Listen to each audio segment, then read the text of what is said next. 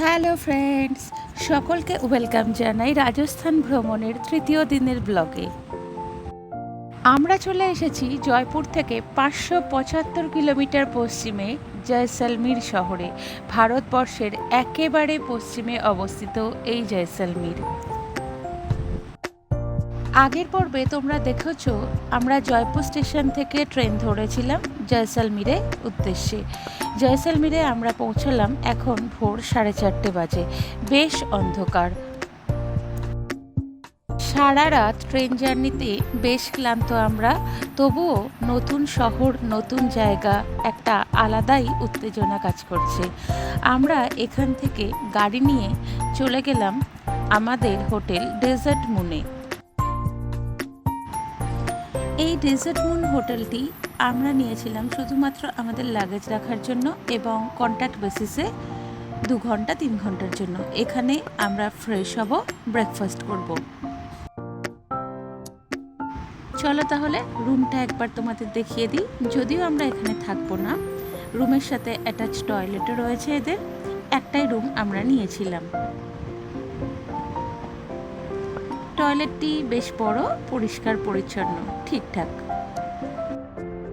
ইতিহাস বইয়ের পাতায় পড়া জয়সলমীর, সিনেমায় দেখা জয়সলমীর, আজকে প্রথম স্বচক্ষে দেখছি জয়সলমীর। হোটেলের একেবারে রুফটপ থেকে। এখন এখানে টেম্পারেচার 3 কি 4 ডিগ্রি। সকাল 7টা বাজে এখন, আর কনকনে ঠান্ডা হাওয়া দিচ্ছে। আমরা এখন এখানে এসেছি ব্রেকফাস্ট করব বলে। আমি সেই ভিউটাই তোমাদের একবার দেখাচ্ছি। প্রথম গোল্ডেন সিটিকে নিজের চোখে দেখছি। এখানে সব কিছুই সোনালি রঙের, আর তার সাথে যখন সূর্য উদিত হচ্ছে তার আভাতে সব কিছু যেন আরও জ্বলজ্বল করছে।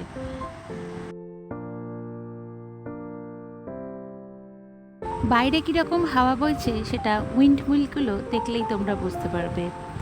আমরা চললাম আমাদের প্রথম ডেস্টিনেশনের উদ্দেশ্যে, বারাবাগ। বারাবাগ কথাটার মানে বড় বাগান, যদিও এখানের গাছপালার চিহ্ন মাত্র নেই। এখানে রয়েছে এখানকার রাজা রানীদের সমাধিস্থল। প্রথম সমাধিস্থলটি এখানে নির্মাণ করা হয় মহারাজা দ্বিতীয় জয়সিংহের। হলুদ বেলে পাথরে তৈরি এই সমাধিস্থলগুলোর ওপরে যখন সূর্যের আলো পড়ে তখন এগুলি আরও জ্বলজ্বল করে। ভীষণ সুন্দর ভিউ এখানকার। তোমরা এখানকার ভিডিও হয়তো বলিউড সিনেমাগুলোতে দেখতে পাবে। এখানে অনেক সিনেমারই শুটিং হয়। সেরকম আমাদেরকেও এখানকার একজন গাইড বললেন যে তিনি একটি ভিডিও করে দেবেন।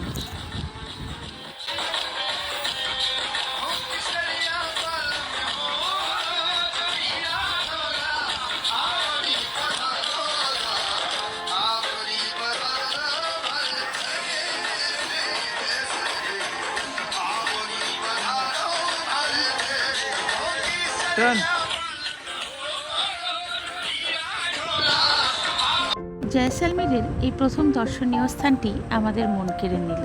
আমরাও কিছু মুহূর্ত ফ্রেমবন্দি করে নিয়ে এবার চললাম আমাদের পরবর্তী গন্তব্যের উদ্দেশ্যে। এই প্রথম মরুভূমি দেখছি আমরা, যদিও এখনও আমরা থরে এসে পৌঁছাইনি। আমরা যাচ্ছি থরের দিকেই।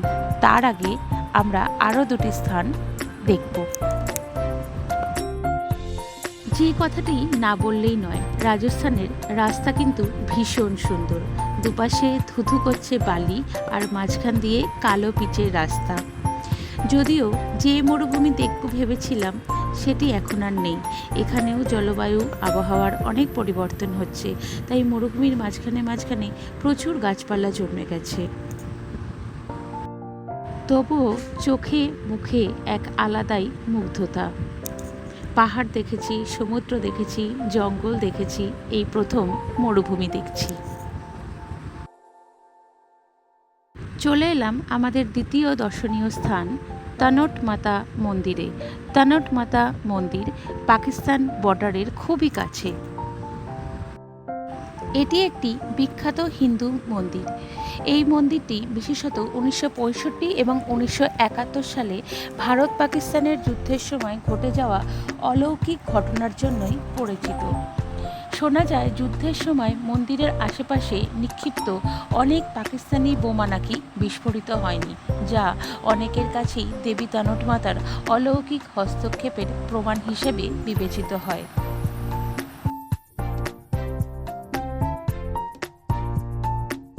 মন্দিরটি জয়সলমীর শহর থেকে প্রায় 120 কিলোমিটার দূরে অবস্থিত।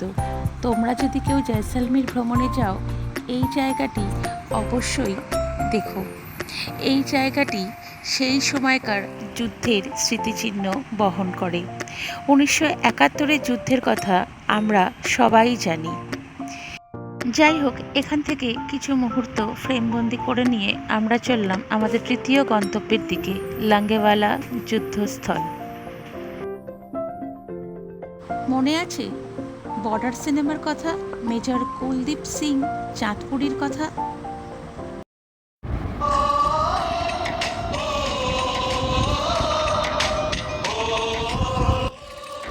চলো তাহলে লাঙ্গেওয়ালা ওয়্যার মিউজিয়ামের ভিতরে, তোমরাও ঘুরে দেখো আমার সাথে।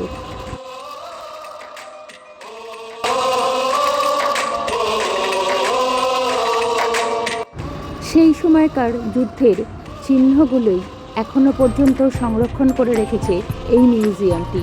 প্রকৃত ভারতীয় হলে এই জায়গায় তোমাদের একবার আসতেই হবে। কি লড়াইটাই লড়েছিল সেদিন 120 জন ভারতীয় সেনা। পাকিস্তানের সৈন্য ক্রমশ এগিয়ে আসছে ভারতবর্ষের দিকে। তাদের হাত থেকে ভারতবর্ষকে রক্ষা করতে হবে। সকাল না হওয়া পর্যন্ত তাদের সাহায্যার্থে কেউ আসবে না। সেই সময়কার যুদ্ধ পরিস্থিতি, যুদ্ধ, এই সমস্ত কাহিনী নিয়ে একটি শো এখানে দেখানো হয়, যেটি টিকিট কেটে দেখতে হয়। এই সেই মিউজিয়ামটি যেখানে যুদ্ধে ব্যবহৃত জিনিসগুলি সংরক্ষণ করে আজও রাখা রয়েছে, আর কৃত্রিমভাবে যুদ্ধক্ষেত্রটিও তৈরি করা হয়েছে। দেখতে পাচ্ছ ছবিতে যুদ্ধে ব্যবহৃত বন্দুক, ট্যাঙ্ক, এগুলো তো এখানে দেখতে পাওয়াই যায়। অভূতপূর্ব একটি অভিজ্ঞতার সাক্ষী হলাম আমরা। সারা জীবন সেটি আমাদের সাথে থেকে যাবে। জয় হিন্দ, ভারত মাতা কি জয়। আমরা এবার চলে এলাম থর মরুভূমিতে। মরুভূমির সেই আসল ফ্লেভারটা এবার আমরা উপভোগ করব। থরে এসে আমরা উটে চড়ব, এছাড়া এখানকার যে রাইড আছে সেগুলোও আমরা চড়ব। বিশ্বাস করতে পারছি না, ছোট থেকে ইতিহাস বইয়ের পাতায় পড়া সেই থর মরুভূমিতে আমি দাঁড়িয়ে রয়েছি। ভারতের রাজস্থানের থর মরুভূমি।